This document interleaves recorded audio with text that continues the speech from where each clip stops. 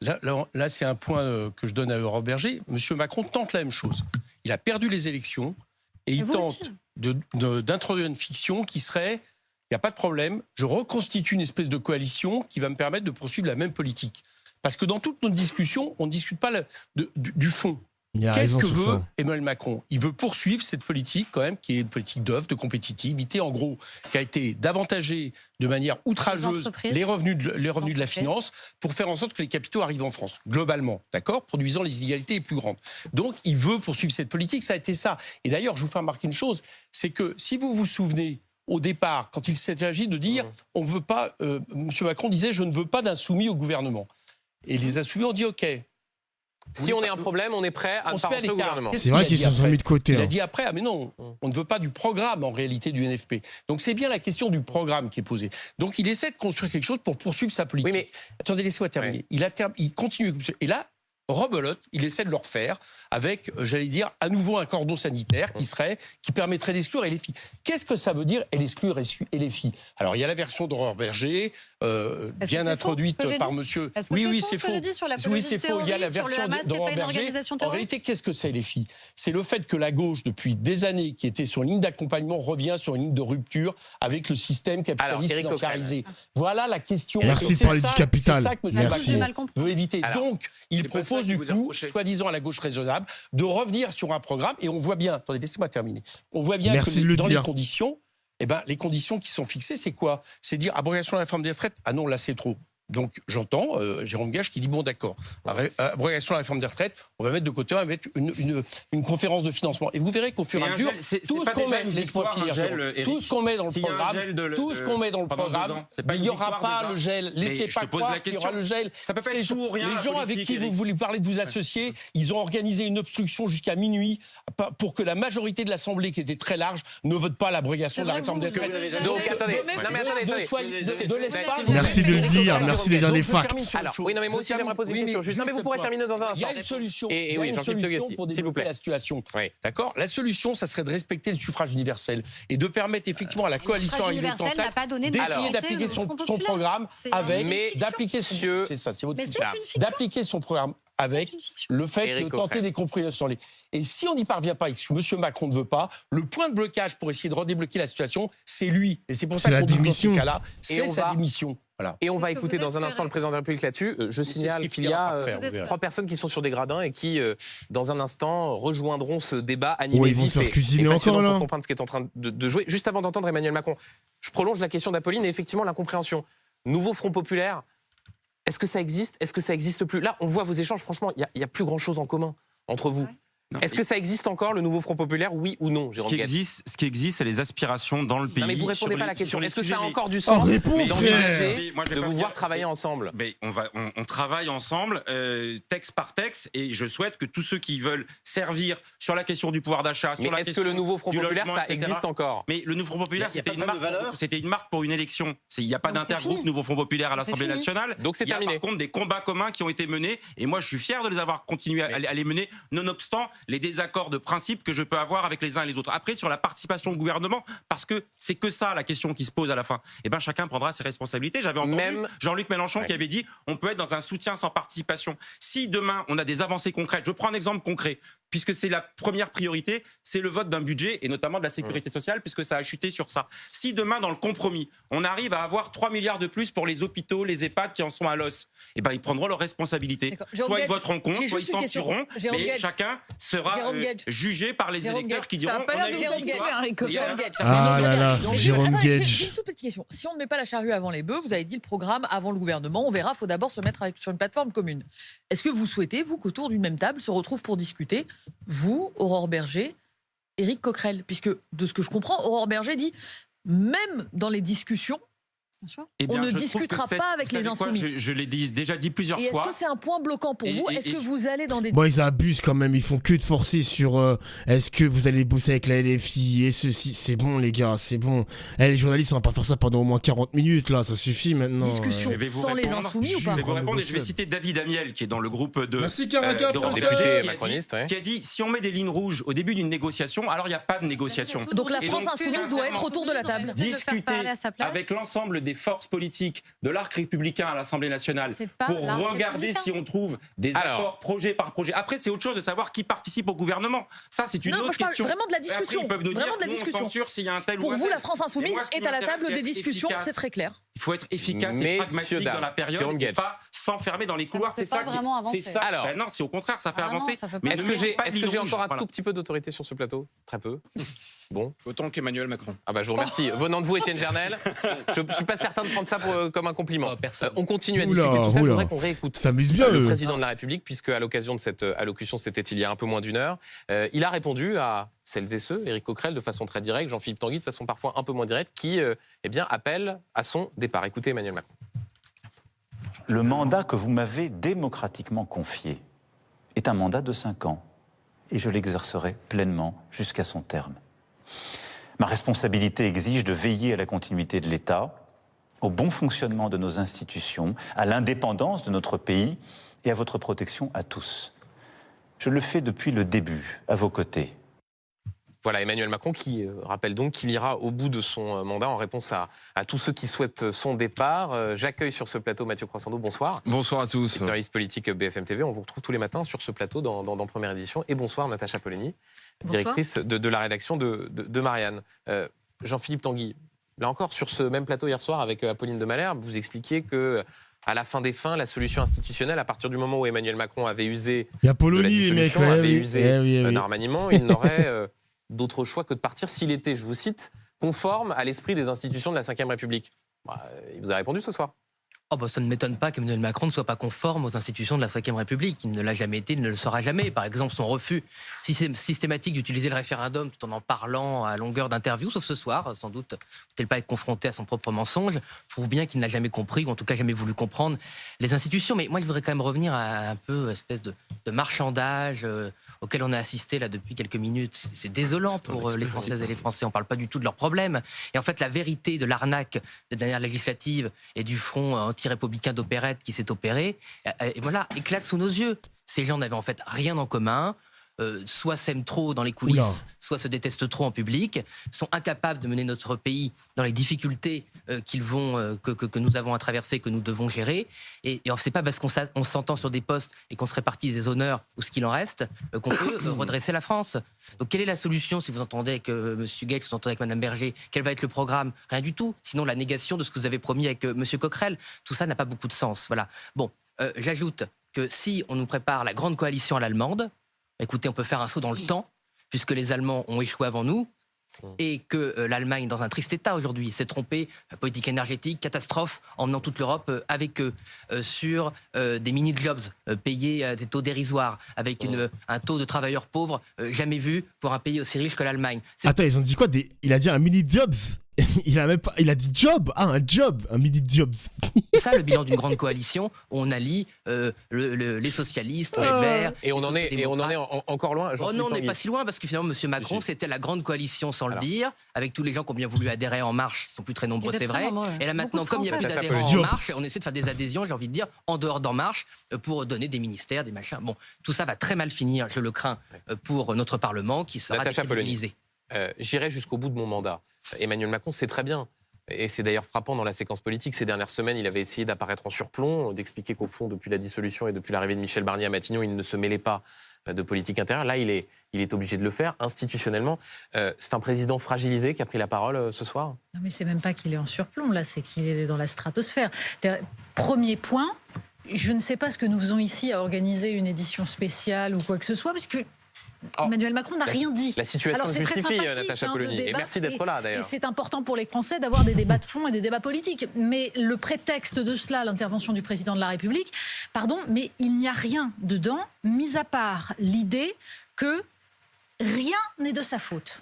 C'est-à-dire que, tout de même, les institutions sont dans un état absolument tragique, mais ça n'est pas lui. C'est-à-dire que, et d'ailleurs, c'est très intéressant, la comparaison avec Notre-Dame.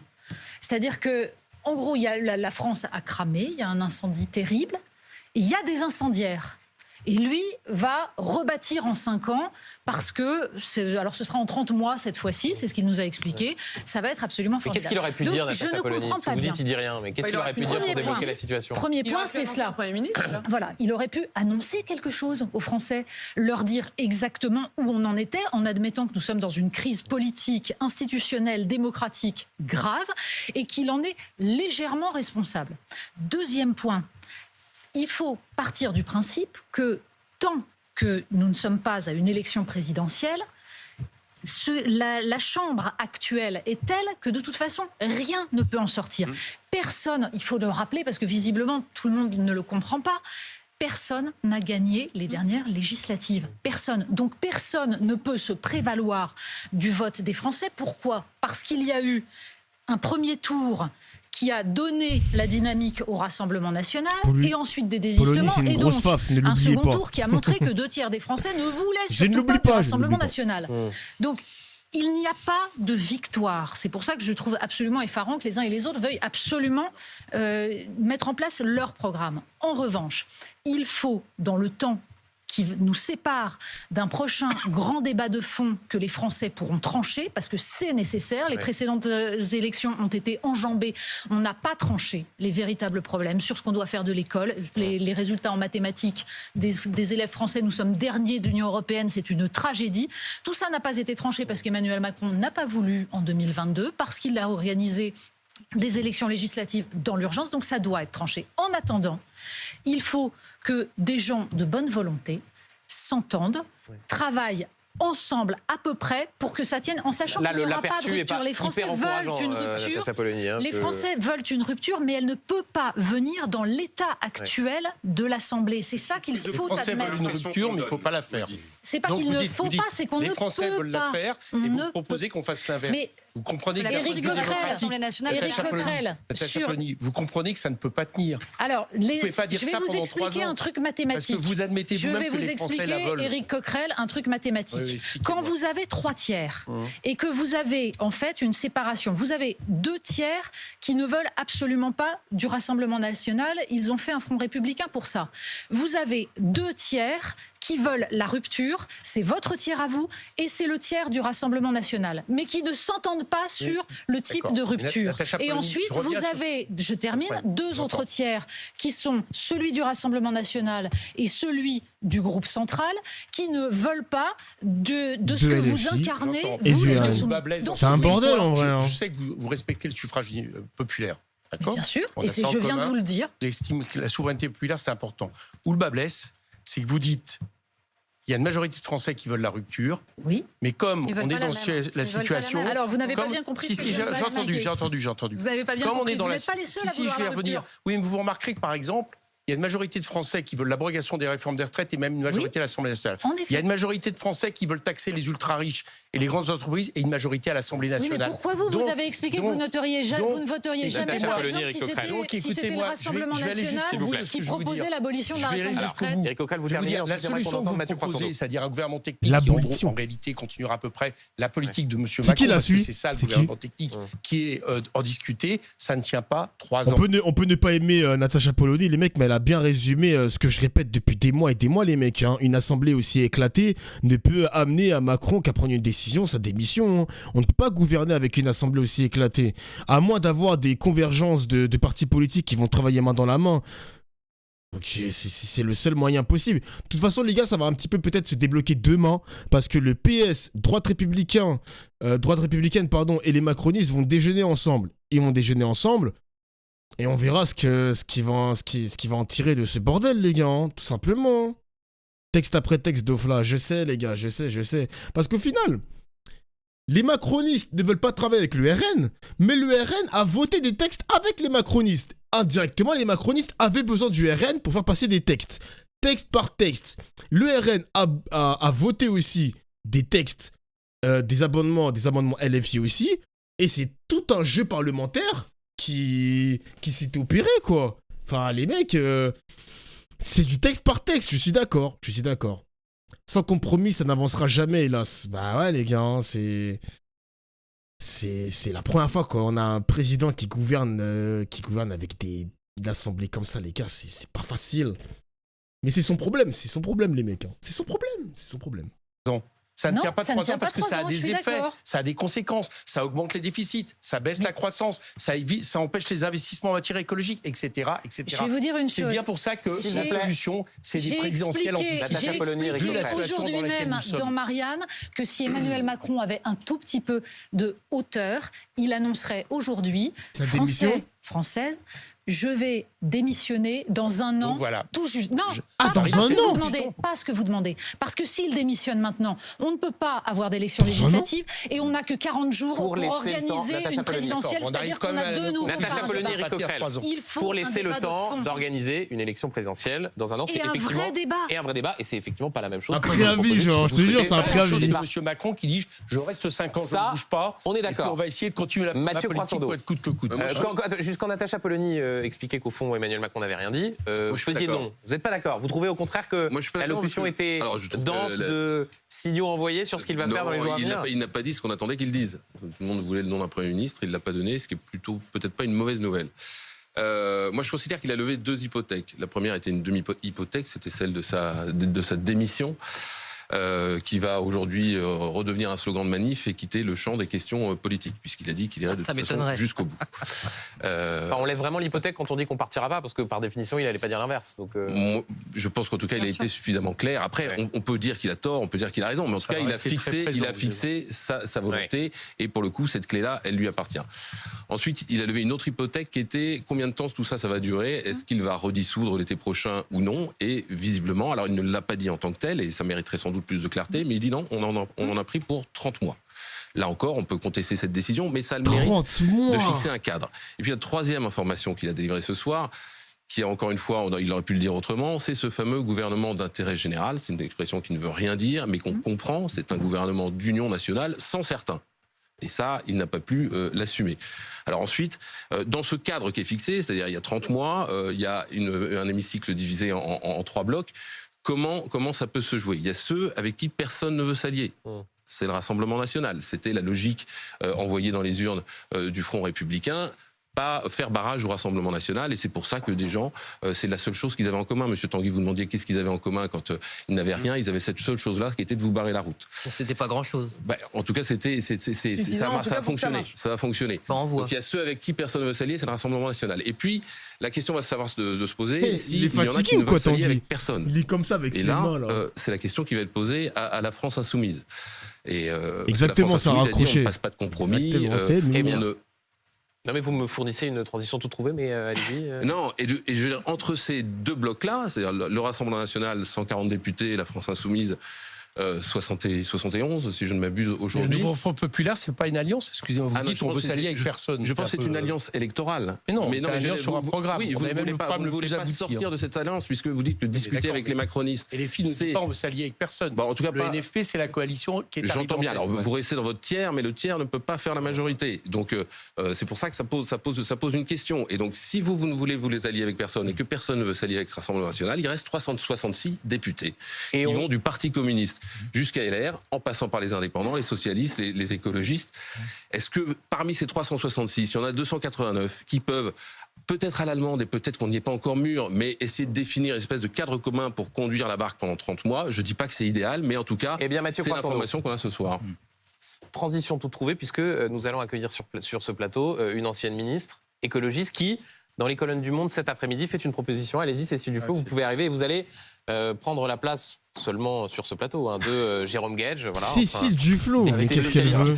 Une ancienne ministre écologiste qui arrive. Bonsoir, merci d'être avec nous, Cécile Duflot.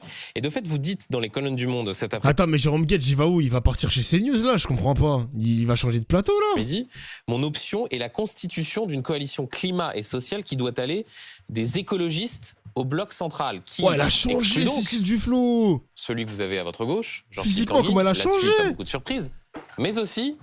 Éric Coquerel, qui est à l'autre bout, député insoumis de Seine-Saint-Denis, président de la commission des finances. Ça veut dire que la solution, elle se fait avec les écologistes et Aurore Berger. Est-ce que vous avez vu des éléments qui vous paraissent encourageants dans la prise de parole du président de la République? J'ai écouté Emmanuel Macron, qui vraiment, mais là je partage ce qu'a dit Natacha Polony dans les grandes largeurs, c'est qu'en fait, il a non seulement rien dit, donné des leçons, expliqué que tout le monde avait fait n'importe quoi, que lui était formidable. Enfin, en fait, je pense qu'il serait mieux qu'il se taise et qu'il laisse les parlementaires travailler.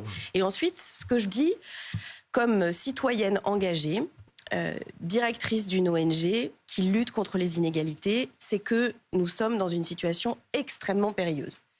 Qu'est-ce qu'on fait dans cette situation extrêmement périlleuse? Et vous tous, vous avez redit les choses dans un sens et dans un autre. Il n'y a pas de majorité à l'Assemblée nationale. C'est quoi et j'ai écouté France aussi avec beaucoup d'attention Jean-Luc Mélenchon qui s'est exprimé sur TF1, qui explique, et il a une ligne, une stratégie, c'est pas nouveau chez Jean-Luc Mélenchon, il est très constant, et un objectif, sa candidature à la présidentielle, son programme, il a dit, on est le seul parti qui a un programme. Et donc, ils ne sont pas du tout dans cette optique qui est, je crois, la seule possible. C'est-à-dire que ça n'est pas une question d'être raisonnable, c'est juste une question de raisonner. Qu'est-ce qu'on fait avec cette Assemblée telle qu'elle est aujourd'hui? Ça signifie effectivement qu'un certain nombre de gens vont dire nous n'allons pas appliquer tout notre programme, de toute façon on ne peut pas. Et ça veut dire aussi à ceux qui sont issus de l'ancienne majorité d'Emmanuel Macron, vous n'allez pas pouvoir continuer comme avant. Alors, vous ne pouvez pas penser que vous avez gagné et que le président de la République décide encore. On fait circuler la parole et vous répondez dans un sort Roberger. Juste avant, Jean-Philippe Tanguy, je vous ai vu lever les yeux au ciel pendant le début de la prise de parole de Cécile Duflot. Pourquoi ce n'est pas une solution politique qui vous paraît intéressante? Non, mais si vous voulez, Cécile Duflot, je suis désolé, madame, mais en fait, vous vous rendez compte de la responsabilité que vous avez eue dans toutes les difficultés de la France aujourd'hui? L'arrêt du nucléaire, ça nous a coûté des dizaines de milliards d'euros. Les taxes punitives sur le carburant, sur le fioul, sur le gaz, qui ont mis dans la pauvreté toutes les classes populaires dans la ruralité. Le logement, vous avez mis à terre avec vos lois dont plus personne ne sait comment sortir. Et donc là, vous voulez nous proposer une solution à tous les problèmes que vous avez posés. Quand vous étiez allé avec M. Macron, avec M. Hollande, ça ne vous a pas posé problème jusqu'au jour où vous avez démissionné. Mais avant de démissionner, vous avez pris un poste avec M. Hollande. Et là, vous voulez nous expliquer que là, vous avez une solution miracle? Je vois pas bien le rapport avec ce que vient de dire. Je peux vous dire que ceux qui nous regardent, ils voient le rapport. C'est qu'ils voient revenir des figures politiques que plus personne ne voulait, dont ils pensaient se débarrasser avec Emmanuel Macron, et qui pensent nous expliquer par le problème qu'ils ont mis en place, qui était censé être la solution au problème qu'eux-mêmes avaient mis en place. Donc oui, moi je vois le rapport. Je peux vous dire que je sais très bien pourquoi j'ai été élu député de la Picardie. C'est grâce, excusez-moi madame, ça va peut-être vous empêcher de dormir, c'est grâce à vous que je pense que j'ai été élu. Car vous avez tellement trahi les classes populaires picardes et les classes populaires des territoires ruraux que maintenant ils ont exactement confiance à ceux qui ont dit la vérité, à savoir le Rassemblement national. Pardon, j'ai vraiment effectivement aïe, Cécile Duflot, t'aurais dû rester chez toi. Aïe, il percute mon gars, oh putain. Tout l'entraînement de ce genre de façon de limpide. Et de dans une association qui lutte contre les inégalités. Vous les avez augmentées. J'aime mon pays. Critique. J'aime la France. Les gens n'arrivent plus à remplir leur voiture. Je vois dans les yeux et dans les messages que je reçois. Attendez, s'il vous plaît, laissez juste répondre. Laissez répondre Cécile. Ils n'arrivent plus à se chauffer à cause de vous. Non, mais parce que personne n'est placé depuis 5 ans en se présentant comme la dame patronesse de la lutte contre les inégalités. Vous les avez durablement aggravé les inégalités. Jean-Philippe Tanguy, sur ce plateau, on essaie de se respecter.